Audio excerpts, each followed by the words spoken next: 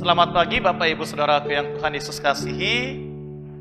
Pagi hari ini kita akan disapa oleh kebenaran firman Tuhan lewat lensa Fata Gunung Payung. Di dalam gedung gereja GBPJ Mata Fata Gunung Payung, kita akan disuguhkan firman Tuhan yang bukan saja menguatkan iman kita, tapi juga menjadi penuntun dalam melangkahkan kaki di tengah-tengah kehidupan di sepanjang hari ini. Namun mendahulunya Bapak Ibu Saudara-saudara, mari kita berdoa. Allah yang Maha Kasih, Allah sumber kehidupan, kami bersyukur untuk penyertaan-Mu bagi kami. Terima kasih untuk hari yang baru yang Kau berikan bagi kami. Terima kasih karena Engkau juga tibakan kami di hari yang baru.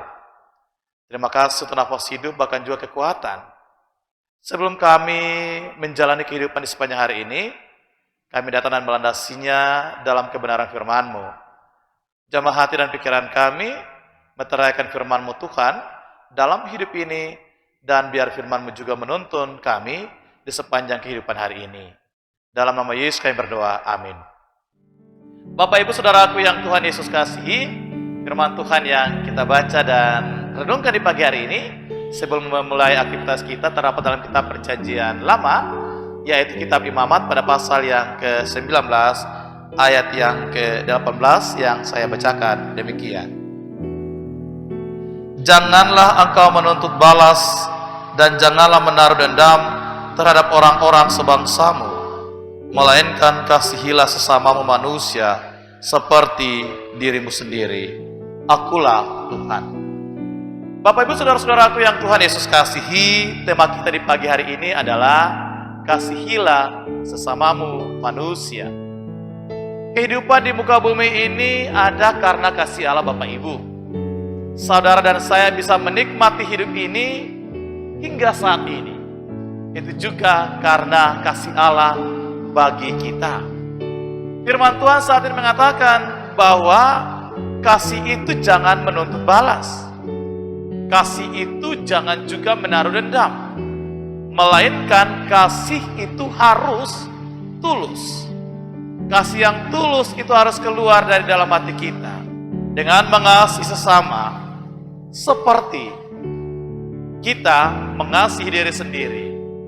Akulah Tuhan. Demikian firman Tuhan. Allah yang mengasihi saudara dan saya menghendaki kita hidup dalam kekudusan. Allah yang mengasihi saudara dan saya menghendaki kita hidup dalam kasih. Karena salah satu wujud dari kekudusan hidup ini adalah hidup dalam kasih. Allah menghendaki saudara dan saya untuk kudus dalam hidup ini. Dan salah satu wujud dari hidup kudus adalah hidup di dalam kasih. Mengasihi sesama,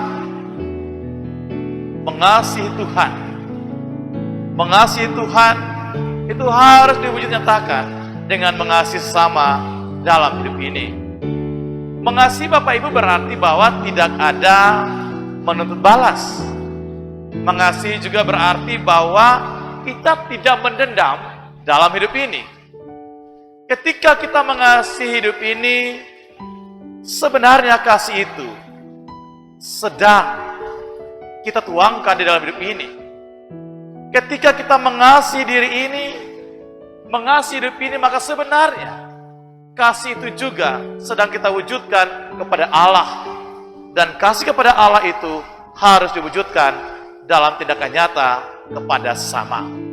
Bapak Ibu Saudara-saudara yang Tuhan Yesus kasihi, kenapa Tuhan menghendaki kita untuk mengasihi sesama dalam hidup ini? Itu berarti bahwa bisa jadi kasih di tengah-tengah kehidupan kita sebagai manusia itu mulai rapuh, mulai hilang, mulai pudar dari hati dan kehidupan Bapak Ibu dan saya. Bisa jadi juga kasih itu mulai pudar, mulai hilang di tengah-tengah kehidupan keluarga rumah tangga kita. Bisa jadi juga kasih itu mulai hilang, mulai pudar ketika kita berada di tempat pekerjaan atau usaha kita. Bahkan juga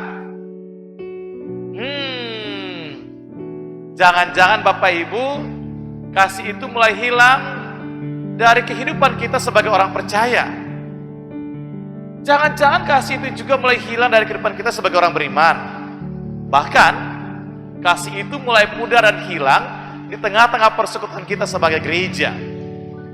Nyanyian pujian Gita Bakti pada nomor 49 mengatakan bahwa dengan judul kasih itu pasti lemah lembut, mengatakan bahwa kasih itu memaafkan, kasih itu murah hati, kasih itu tidak menuntut balas.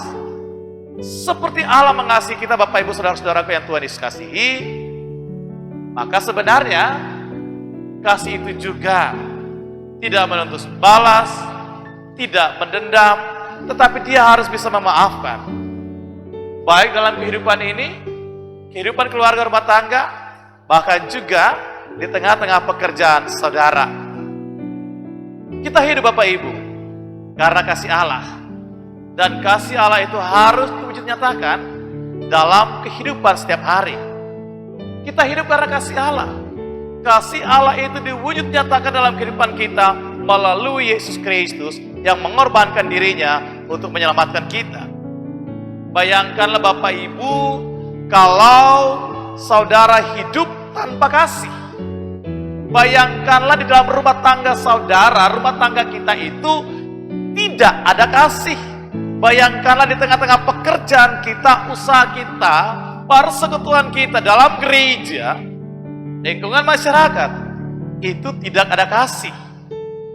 Maka sudah pasti bahwa kita tidak menikmati yang namanya damai sejahtera, sukacita dari Allah di tengah-tengah kehidupan ini. Maka saudaraku yang Tuhan Yesus kasihi, kunci untuk menikmati hidup ini adalah dengan cara hidup dalam kasih. Saya ulangi sekali lagi Bapak Ibu. Kunci untuk menikmati hidup ini adalah dengan cara hidup dalam kasih. Mengasihi sesama sebagai wujud kita mengasihi Tuhan. Rasul Paulus dalam kitab Roma pada pasal yang ke-8 ayat 35 hingga 39 mengatakan bahwa kita ini tidak dapat dipisahkan dari kasih. Kita ini tidak dapat dipisahkan dari kasih Bapak Ibu. Karena kasih itu adalah ciri hidup orang beriman. Kasih itu adalah ciri hidup orang percaya. Kasih itu adalah ciri hidup Bapak Ibu dan saya sebagai umat yang sudah diselamatkan oleh Tuhan Yesus. Kasih itu adalah ciri hidup kita sebagai gereja yang Tuhan hadirkan di dalam dunia ini. Mari Bapak Ibu, jadikan hidup ini penuh kasih. Jadikan hidup yang penuh kasih ini sebagai ciri khas kehidupan kita. Bahkan keluarga dan persekutuan kita. Ketika kita berada dimanapun Tuhan menghadirkan kita. Sehingga nama Tuhan senantiasa dimuliakan. Tuhan Yesus memberkati dan jalan hidup ini di sepanjang hari ini dengan kasih Allah yang mengasihi dirimu dan sesama. Amin.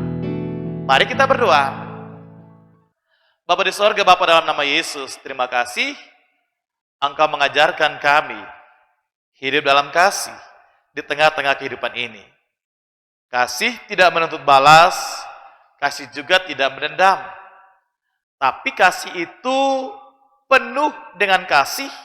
Kasih itu juga memaafkan, bahkan mengampuni. Maka biarlah di sepanjang hari ini, mohon kuasa Roh Kudus-Mu menjamah hati pikiran kami, mengurapi kami, agar firman-Mu ini kami lakukan dalam kehidupan di sepanjang hari ini, bahkan hari-hari hidup yang Kau berikan bagi kami. Hidup dalam kasih, sebagaimana Engkau mengasihi kami. Biarlah orang lain juga mengenal, melihat, dan mengalami kasih itu melalui diri dan kehidupan kami. Terima kasih Tuhan. Berkati kehidupan keluarga rumah tangga kami. Berkati pekerjaan usaha kami. Berkati pendidikan anak-anak kami. Berkati kami dengan setiap harapan-harapan kami. Biarlah kasih-Mu ya Allah yang tak terbatas itu bukan saja Kau wujud nyatakan dalam kehidupan ini, tapi juga kami merespon kasih itu dengan mengasihi dalam hidup ini sebagai wujud kami mengasihi Engkau. Jaga lindungi kami, tuntun bimbing kami, bahkan berkati kami di sepanjang kehidupan ini. Dalam nama Yesus kami berdoa. Amin.